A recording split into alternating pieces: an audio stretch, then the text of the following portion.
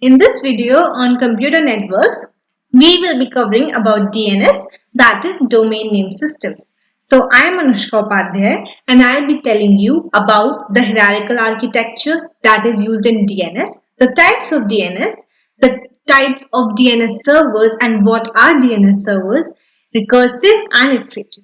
So let's get started. So what is DNS? What is domain name systems? So basically, the mapping of domain names with the IP address is called domain name systems. So I'll try to explain you with the help of example.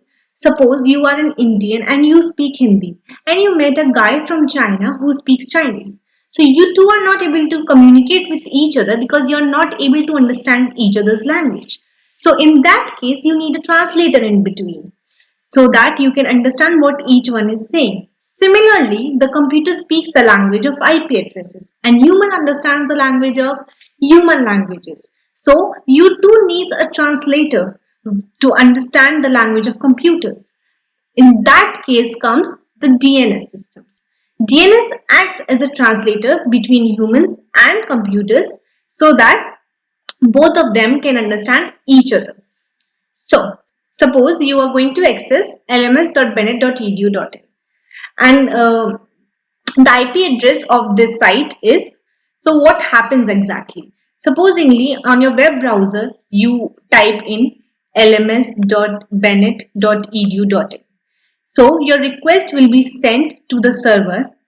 The server will check the IP address of LMS and sends the request back to you. In this way, you will be able to access this site and find out your information.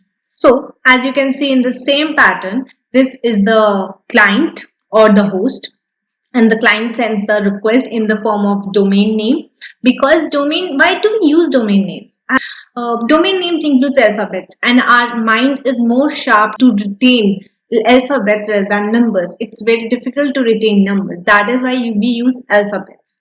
So then your request is sent to the server. The server checks, processes your request and sends the IP address back and you are able to access the website. Now, we can consider the example of a phone book. Phone book acts in a similar manner. How? Let's see. So, when you open a phone book in your phone, so what happens? You want a particular number to be dialed. So you find out the number with the help of names. So that case is the similar as DNS case. So next we come to the architecture, that is hierarchical architecture. Hierarchical architecture includes 4 DNS server levels. First is resolver or local DNS server level. Second is root level DNS server, as you can see this one. Then top level DNS servers, authoritative domain DNS servers. So what are all these levels? Supposingly you type in a web browser the lms.bennett.edu.in. Now your request will be sent to a resolver. What is a resolver? Resolver is a cached memory. So what happens exactly? Suppose you're opening or accessing a website for the first time. Now you have no clue, resolver has no previous history of this website. So it will send its request to the root server. But in case you are accessing this website for so many times and the resolver has the cached memory or the cached IP address of that website, so it will take very less time and your website will be accessible to you very fast. So that's the role of a resolver. Now we are considering the case when you are accessing the website for the first time. In that case, your request will be sent to the resolver and resolver will send it to the root level DNS server. From root level DNS server, it will be sent to the top level DNS server. So top level DNS servers includes .edu educational websites, .in for India, .organization, .com and many more. So domain servers are included over here. Also, the root DNS server, for your information, let me tell you, in total, all over the world, there are 13 root DNS servers, which are named from A to M. So, from DNS server root level, your request will be sent to edu because you had the domain lms.bennett.edu dot. Okay, so here it comes. Now what is actually happening? The root DNS server is distributing everything in branches. So this is acting as a distribution system. So in from top level, your request will be checked and sent to one of the branches on the authoritative domain server. Suppose your branch is found in under the section Bennett DNS server. So it will be sent over here, and from here it will check, and your request will be IP address will be fetched, and the information will be sent to you in this browser. So now from this browser, if this website is hosted in India, so from here further your request will be sent to the host in India, and then you will be able to access this website. This is the whole system of hierarchical. Next we come to the two types of DNS servers, which is iterative and recursive. First we'll go through recursive.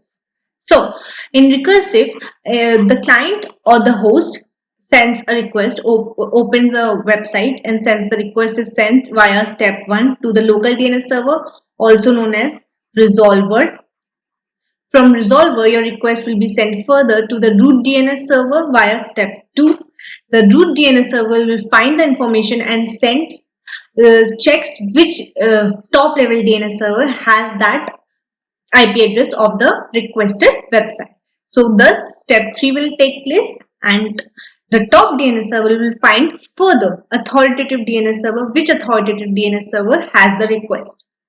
So step 4 will happen in the authoritative section. Then authoritative will find the particular website, takes the IP address, sends it back to the top level DNS server via step 5, and then from top level to root via step 6, and then from root to resolver via step 7, and the final step will happen when the resolver will send it to the client, and we will be able to access our website. So this was whole about recursive. Let's go to the iterative. So in iterative, the steps will be same, but the process will differ. Here, iterations will take place. From the requesting host, your site will be requested via step 1. Local DNS server is resolver. Resolver will check if the accessing site is being accessed for the 5th time. Then in the cached memory, the already IP address will exist. So this will be the best case. It will send directly from here to here. So only in 2 steps, the whole process will be completed. But in the worst case, for the site being accessed for the first time, it will take time. Then the resolvers will send your request to the DNS root server via step 2. The root server will check the request and finds out which top level has the request, and then it will send that information via step 3. Now that information will be used, sent by the root DNS server to the top level, and the top level will check and find the authoritative DNS and sends that information back to the resolver via step 5. Same information will be used and sent via step 6 to authoritative. Now authoritative will find which DNS server and then sends the request back via step 7. This 7th request will be sent via step 8, the final step, and then you will be able to access your site. So this was all about iterative type. So what's the major difference in recursive and iterative? So in recursive, the top level domain system, the root level domain system will be active for the whole process until the authoritative gives the request back and then back to the resolver. So it will take so much time, and all the levels of the server has to be there active. But in iterative, as you can see, the authoritative is doing its individual work, the top level is doing its individual work, the root is doing its individual work. So the root can be deactive after it sends the information back. So this case will be more active. So basically we have covered all the questions, and this was all about the DNS and types of DNS. Next, one question can be asked, that is, which type of protocol is being used in the DNS, TCP or UDP? So UDP will be used. Always remember that UDP protocol will be used over here because TCP is used in three-way handshaking, which is slow, and UDP is fast. So UDP will be used over here. So thank you so much guys for watching the video. Hope you understood it. Stay home, stay safe, and take care. Bye bye.